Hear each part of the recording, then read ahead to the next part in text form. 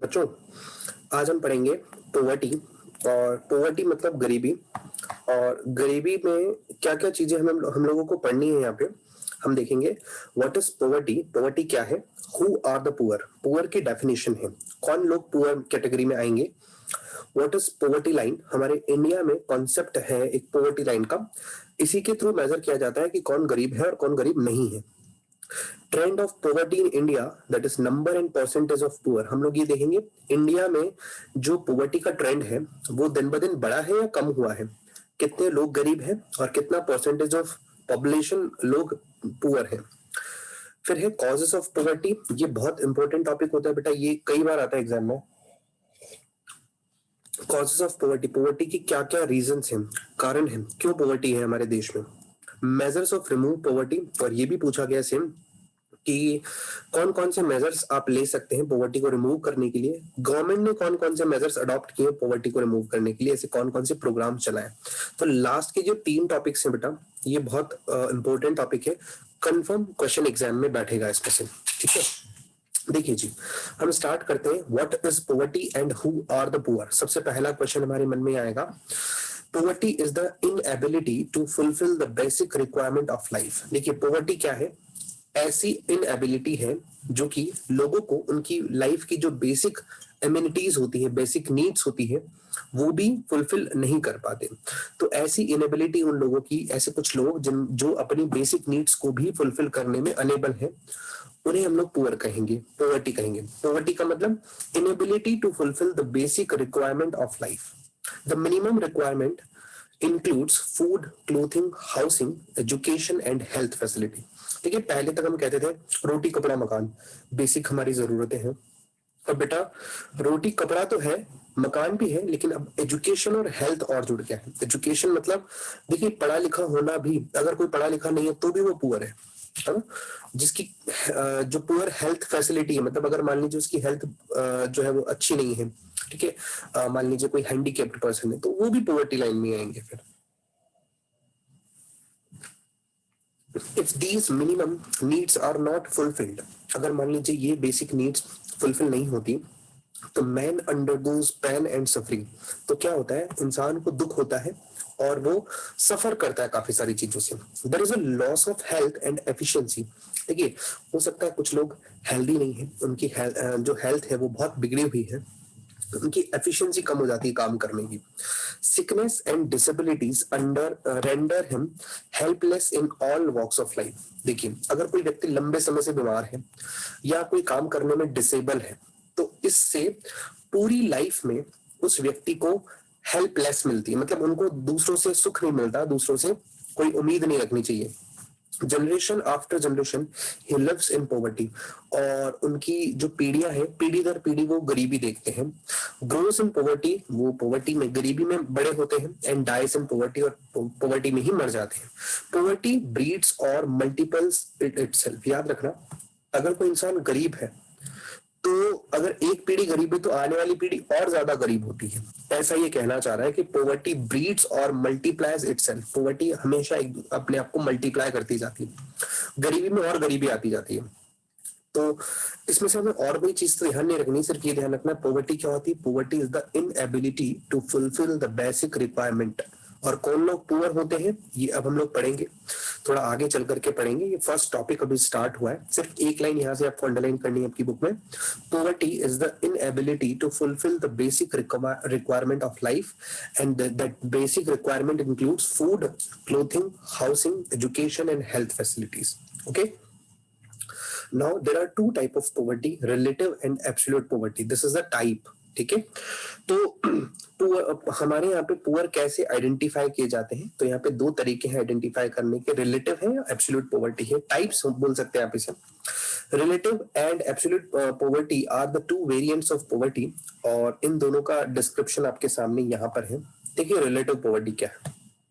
Relative poverty का मतलब होता है जब आप पॉवर्टी को अलग अलग क्लासेस, रीजन्स और कंट्रीज इसके कंपेयर करके पॉवर्टी देखते हैं। जैसे कि आसान भाषा में हम ये कहें कि जैसे इंडिया जो है वो पुअर है एज कंपेयर टू अमेरिका। अब अमेरिका देखोगे वो डेवलप्ड नेशन है, और इंडिया देखोगे वो डेवलपिंग नेशन है। तो रिलेटिव पॉवर्टी, जब आप किसी को रिलेट करके पुअर और रिच का डिफरेंस बताते हो, उसे रिलेटिव पॉवर्टी कहा जाता है। तो द कंट्री और a class of people whose level of living is low is treated as poor. समझो, ऐसी कोई कंट्री या ऐसी कोई क्लास ऑफ पीपल जिनका लिविंग लो है, उन्हें हम लोग रिलेटिव पुअर कहेंगे इन कंपैरिजन टू कंट्री और class of people having high level of living. जिन लोगों का या जिन कंट्रीज का स्टैंडर्ड ऑफ लिविंग अच्छा है वो पुअर नहीं है, जिन कंट्रीज का स्टैंडर्ड ऑफ लिविंग थोड़ा पुअर है, डाउन है, कम है, तो वो पुअर कहलाएंगे as compare to those who has greater और अच्छी लाइफ वो जी रहे हैं। ठीक है, तो ऐसे कंपेयर किया जाता है। किसी कंट्री में जो लोग हैं उनका जो लिविंग है लो है, और दूसरी कंट्री में उसी साइड जो लोग हैं उनका लिविंग जो है वो हाई लेवल है। तो बेटा हाई लेवल वाले के कंपैरिजन में लो लेवल वाले जो हैं क्या कहलाएंगे? पुअर, रिलेटिव पुअर कहलाएंगे। ठीक है, relative poverty is also interpreted in term of inequality of income within the country. देखिए, relative poverty is also interpreted in term of inequality of the income within the country। समझे? मतलब आप एक ही country के अंदर हैं, ठीक है, तो आप इनमें भी इनइक्वालिटीज ढूंढ करके रिलेटिव पॉवर्टी बता सकते हैं। जैसे एग्जांपल के तौर पे इंडिया में, in India share in the national income of 20% of the people at the bottom to barely 8.1%, while that of 20% of people at the top is 45.3%। समझो, इंडिया में 20 पर नेशनल इनकम का 20% तो लोग ऐसे हैं जो कि बॉटम से नीचे, जिनका जो है वो 20% भी कंट्रीब्यूशन नहीं है टोटल मिलाकर के। ऐसे 8.1% लोग हैं जिनका इंडिया के नेशनल इनकम में कंट्रीब्यूशन नहीं है, और ऐसे 45.3% लोग हैं जिनका 20% से ज्यादा कंट्रीब्यूशन। आसान भाषा में रिलेटिव पॉवर्टी में आप दो चीजों को कंपेयर करके रिलेटिव पॉवर्टी मेजर करते हैं। जैसे भी मैंने आपको अमेरिका और इंडिया वाला एग्जांपल दिया, तो अमेरिकन का लिविंग स्टैंडर्ड अच्छा है, इंडिया का लिविंग स्टैंडर्ड थोड़ा लो है as compare to America, so that's why India is a relatively poor as compare to America. ऐसे क्लासेस में भी आप ऐसे डिफरेंशिएट कर सकते हो। जैसे फॉर एग्जांपल अगर मैं आपको हमारी कास्ट में बताएं, जैसे आप समझ सकते हो, जैसे जो है दो अलग अलग जात के लोग, ठीक है, या ऐसे भी देख सकते हैं आप, जैसे महाराष्ट्र जो है वो थोड़ा अच्छा कैटेगरी है और राजस्थान थोड़ा पुअर है बिकॉज यहाँ ग्रामीण इलाका आता है। तो Maharashtra is Rajasthan is relatively poor as compare to Maharashtrian. ठीक है, Rajasthanis are relatively poor as compare to Maharashtrian. ठीक है, ऐसे रिलेटिव पॉवर्टी निकाली जाती है, ऐसे रिलेटिव पॉवर्टी बोला जाता है। एक होता है absolute poverty. Absolute poverty in India the concept of poverty line is used as a measure of absolute poverty. देखिए जी, इंडिया में एब्सोल्यूट पॉवर्टी को डिफाइन करने के लिए पॉवर्टी लाइन का कॉन्सेप्ट यूज किया जाता है। पॉवर्टी लाइन क्या है? गरीबी रेखा जिसे हम लोग बोलते हैं। Poverty line refers to the cut off point in term of per capita expenditure that divides people of a region as poor and non poor। Poverty line का मतलब हमने एक लाइन बनाई जिसमें हमने पर कैपिटा एक्सपेंडिचर रखा, मतलब पर पर्सन पैसा कितना खर्च करता है, ठीक है, वो लोगों को डिवाइड करता है। जैसे सपोज ये एक लाइन है, इस लाइन को हमने बोला अगर इंडिया में जो शहरी इलाके में रहने वाले लोग हैं, शहरी इलाके में रहने वाले लोग अगर मंथली 1,000 रुपए से कम पैसा खर्च करते हैं, मंथली 1,000 रुपए से कम पैसा खर्च करते हैं, तो वो आएंगे पुअर। 1,000 से नीचे, 1,000 is the line, 1,000 rupees fixed for urban areas and 816 rupees is fixed for rural areas। So the person lived in urban areas, if they spend less than rupees 1,000 monthly basis पे हम बात कर रहे हैं, if they spend less than 1,000 then they will be treated as poor। okay, and in urban areas तो हो गया, rural areas if a person spend less than rupees 816 in a month then he will be treated as poor। ठीक है, तो in India person who spend rupees 816 on consumption in rural area and 1,000 urban area per month are treated as those below the poverty line। Clear हो गई बात? India में अगर कोई व्यक्ति अगर वो ग्रामीण इलाके में रहता है और 816 रुपए से पैसा कम खर्च करता है या उससे ज्यादा खर्च करता है, अगर कम खर्च करता है तो पुअर, उससे ज्यादा खर्च करता है तो पुअर्टी लाइन में नहीं आएगा।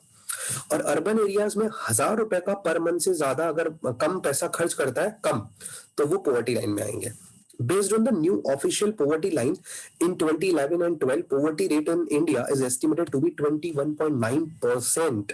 सोचो 2011-12 का जो ऑफिशियल पॉवर्टी लाइन का डेटा है वो बताता है कि लगभग 22% के आसपास इंडिया में अभी भी पॉवर्टी है। बेटा अब आपका एक काम है, आप चेक करेंगे एक तो ये पॉवर्टी लाइन वाला जो कॉन्सेप्ट है अभी 1819 या 1920 में या 2021 में कुछ चेंज हुआ है क्या, एक वो आपको चेक करना है। आप ये डेटा मेरे साथ शेयर करेंगे कल। दूसरा आपको शेयर करना है अभी 19-20 के अकॉर्डिंग या 2020 21 तो अभी हुआ है, 21 तो आया नहीं है, 1920 के अकॉर्डिंग आप मुझे देख करके बताएंगे पॉवर्टी की रेट क्या है। ठीक है, आप ही नहीं बताना, कल बताना, कल की क्लास में डिस्कस करेंगे। Next is in terms of the total number of absolute poor, 21.9% in India covers over 50% of the absolute poor in the world। समझो जब हम बात करते हैं एब्सोल्यूट पॉवर्टी की तो हमारा जो 21.9% है इंडिया की टोटल पॉपुलेशन का 21.9% लोग एब्सोल्यूट पुअर है। ये पूरी दुनिया में जितनी गरीबी है ना उसका 50% है। मतलब अकेली हमारी इंडिया में से आधे लोग गरीब हैं। टोटल जो गरीब लोग हैं ना वर्ल्ड में उसमें से आधे तो इंडिया में गरीब है, बाकी के दूसरी कंट्रीज में। ये आपके सामने देखिए ऐसी एब्सोल्यूट पॉवर्टी दिखा रखी है कि लोग कैसे झुग्गी झोपड़ियों में रहते हैं, लाइफ इन स्लम्स। अब आता है सर पॉवर्टी लाइन का कॉन्सेप्ट क्या है। ठीक है, तो it refers to a cut off point. Poverty line का मतलब एक कट ऑफ पॉइंट है usually in term of per capita expenditure. और ये जो कट ऑफ पॉइंट है हमने पर कैपिटा एक्सपेंडिचर के फॉर्म में जो है वो शो कर रखे। पर कैपिटा एक्सपेंडिचर मतलब पर पर्सन कितना पैसा खर्च होता है, which divides people of a region as poor and non poor. ये पॉवर्टी लाइन जो है ये डिवाइड करती है लोगों को दो तरीके में, या तो पुअर है या नॉन पुअर है। इसको समझने के लिए एग्जांपल देखिए, इफ पर capita expenditure of 1500 per month is taken as a cut off point, then those surviving on the monthly expenditure of less than 1500 will be taken as poor and those who making a monthly expenditure of more than 500 will be taken as non poor. अगर हम इसका एक concept समझने के लिए example लें तो poverty line आप मान लीजिए, पॉवर्टी लाइन में 1500 रुपए का कट ऑफ पॉइंट डाला है। 1500 रुपए का मतलब 1500 रुपए, अगर कोई व्यक्ति 1500 रुपए से कम पैसा खर्च करता है एक महीने में तो वो कहलाएगा पुअर, और 1500 रुपए से ज्यादा पैसा खर्च करता है तो वो कहलाएगा नॉन पुअर।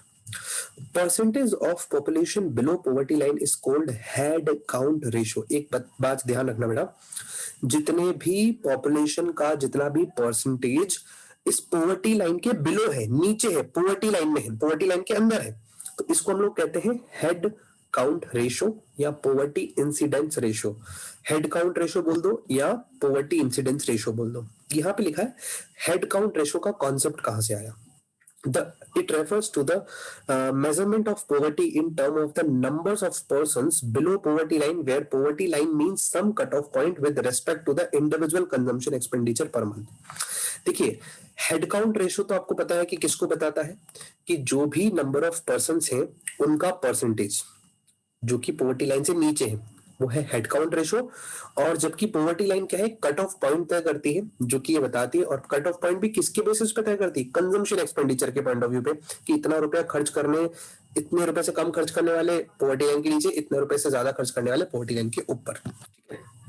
तो आपके मन में आएगा सर अगर कोई व्यक्ति मान लीजिए 1500 रुपए खर्च कर रहा हो तो फिक्स, तो बेटा वो पॉवर्टी लाइन में नहीं आएगा, क्योंकि आपने एक जो तय किया उससे नीचे अगर आता है तो पुअर है। 1499 अगर आता है तो वो पुअर है, और 1500 हो जाएगा तो नॉन पुअर है। ठीक है, अब आती है बेटा बात आगे, should the poverty line cut off be determined in term of income और इन टर्म ऑफ कंजम्पशन। क्या हम पॉवर्टी लाइन का ये जो कट ऑफ पॉइंट है इसको हम इनकम के हिसाब से या कंजम्पशन के हिसाब से भी डिफाइन कर सकते हैं क्या?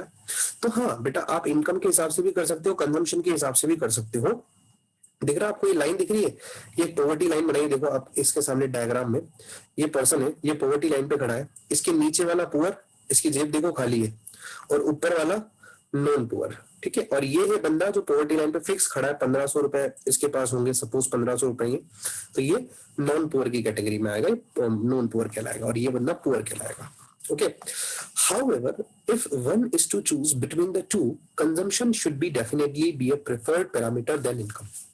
अगर मान लीजिए हमें चुनना पड़े कि आप पॉवर्टी लाइन को किस तरीके से डिफाइन करना चाहेंगे, तो बेटा इनकम के अकॉर्डिंग डिफाइन करोगे या कंजम्पशन के अकॉर्डिंग डिफाइन करोगे? तो प्रैक्टिकली कंजम्पशन को डिफाइन करना, कंजम्पशन के अकॉर्डिंग पॉवर्टी लाइन को फिक्स करना is a preferred parameter.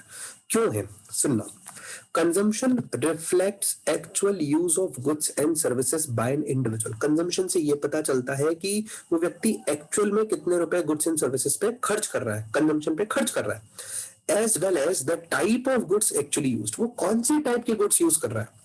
while income only shows the capacity to purchase।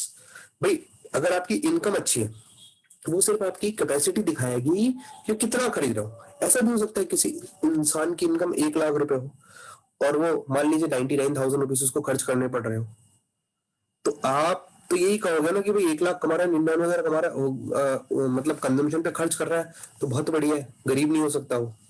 हो सकता है बेटा वो भी गरीब। तो कंजम्पशन आपको एक्चुअल में ये सिखाता है कि वो बंदा कौन सी गुड्स एंड सर्विसेज यूज कर रहा है और कितनी मात्रा में कर रहा है, जबकि इनकम सिर्फ ये बताएगा कि उसके पास खरीदने की पावर कितनी। 1 लाख रुपए कमाने वाले के पास 1 लाख रुपए की खरीदने की चीज के पावर होगा। Data is not available on the distribution of income. ये बात याद रखना, इनकम कितनी डिस्ट्रीब्यूट हो रही है, कोई बंदा कितना पैसा कमा रहा है, इसका डेटा हमारे पास अवेलेबल नहीं होता। ठीक है, ये दो ऑब्जर्वेशन है, इनकी वजह से जो है वो कंजम्पशन को प्रेफर किया जाता है। क्लियर? अब आता है how is poverty line fixed in India, some procedural detail. अब देखिए कैसे पॉवर्टी लाइन को फिक्स किया जाता है, ये कुछ 5 पॉइंट्स हैं, इसको पढ़ते हैं हम लोग डिटेल में। देखिए सबसे पहला point, in the estimation of consumption cut off only private consumption expenditure is consider. समझना, जब हम कंजम्पशन का कट ऑफ पॉइंट ढूंढते हैं तो हम सिर्फ प्राइवेट कंजम्पशन एक्सपेंडिचर को ही कंसीडर करते हैं। सरकार जो पैसा खर्च कर रही है उसको काउंट नहीं कर रहे हैं, प्राइवेट फाइनल कंजम्पशन एक्सपेंडिचर को देखा जाता है। ठीक है, in private consumption expenditure we consider not only food items but non food items as well। Private consumption के लिए जब पैसा खर्च किया जाता है तो हम वहां पे केवल फूड आइटम्स को नहीं देखते कि इंसान अपनी भूख मिटाने के लिए कितने पैसे खर्च कर रहा है, इसके साथ ये भी देखा जाता है कि वो सर्विसेज कितनी यूज में ले रहा है। ठीक है, नॉन फूड आइटम मतलब services. For the consumption of food items, we work out per capita consumption of calories। जब हम फूड आइटम्स के कंजम्पशन की बात करते हैं तो हम ये देखते हैं कि वो व्यक्ति कितनी, यानी पर पर्सन कितनी कैलोरीज कंज्यूम हो रही है, उस पैसे से जो वो फूड खरीदेगा उस फूड से उसको कितनी कैलोरीज मिलेगी। Frequency distribution is formed with a different class interval showing the range of calorie consumption। हम इससे एक फ्रीक्वेंसी डिस्ट्रीब्यूशन टेबल बना लेते हैं, उससे हमें पता चल जाता है कि वो व्यक्ति कब कब कितनी कितनी कैलोरीज कंज्यूम कर रहा है। And the level of calories consumption, higher class shows higher range of calorie consumption. अगर कोई व्यक्ति है जो हाई क्लास का है तो ऑब्वियस सी बात है ज्यादा कैलोरीज को कंज्यूम करेगा, लो क्लास का व्यक्ति लो कैलोरीज को कंज्यूम करेगा। Frequencies are recorded against each class interval. हर बार हर टाइम गैप के बाद जब वो फूड कंज्यूम करेगा तो उसकी फ्रीक्वेंसी को रिकॉर्ड किया जाएगा। Each frequency counts the number of heads belonging to a particular consumption class. और हर फ्रीक्वेंसी में ये देखा जाएगा कि कितना उस व्यक्ति ने कंजम्पशन किया है, किसी पर्टिकुलर क्लास के व्यक्ति ने कितना कंजम्पशन किया है। Finally, head count ratio is worked out showing poor and non-poor corresponding to the poverty line cutoff। हम देखेंगे कि कितने परसेंटेज ऑफ पीपल उस पोवर्टी लाइन के अप में है और कितने डाउन में है। इससे हम लोग हेड काउंट रेशियो देखेंगे separately for the rural urban area, urban और रूरल एरियाज के लिए। The ratio shows the percentage of population below poverty line, और आपको वो रेशियो बता देगा हेड काउंट रेशियो की कितने परसेंट लोग ऐसे हैं जो कि पोवर्टी लाइन के बिलो है। ठीक है, अब बात आती है सर ये कैलोरीज को कैसे फिक्स किया जाता है, कितनी कैलोरीज की बात पढ़ी है बेटा, बचपन में भी पढ़ा है आपने। एवरेज कैलोरी जो रिक्वायरमेंट होती है वो 2435 कैलोरीज होती है रूरल एरियाज में और 2045 कैलोरीज होती है अर्बन एरियाज में। आसान भाषा में आपने सुना होगा 2100 कैलोरीज तो होती है अर्बन एरियाज के लिए और 2400 कैलोरीज होती है रूरल एरियाज के लिए। गांव के इलाकों में ज्यादा जो है वो कैलोरीज इसलिए चाहिए होती है क्योंकि गांव के लोग थोड़ा हार्ड टाइप का वर्क करते हैं, खेत पे जोतना करना, उसमें कैलोरीज ज्यादा चाहिए होती है क्योंकि पावर ज्यादा चाहिए होती है। और शहर वाले लोग जनरली डेस्क वगैरह पर बैठ के, ऑफिस वगैरह में बैठ के काम करते हैं, तो इनको कैलोरीज की कम नीड होती है। ठीक है, यहां तक समझ आता है? ओके जी, ये हमारा टोटल पार्ट होता है कंप्लीट बेटा, इतना ही मुझे आज पढ़ाना था। ठीक है, यहाँ पे लिखा हुआ भी, it is higher in the case of rural population and because hard working male population is found to be higher in the rural areas, ये वाली बात। अब ट्रेंड जो है वो इंडिया में पॉवर्टी का क्या है, ये हम लोग कल देखने वाले हैं। ओके, तो बेटा ये वाला फर्स्ट टॉपिक आपको आई होप समझ आया। अगर किसी बच्चे को कोई डाउट हो तो वो पूछ सकता है बेटा अभी। एनीबॉडी, किसी को कोई डाउट?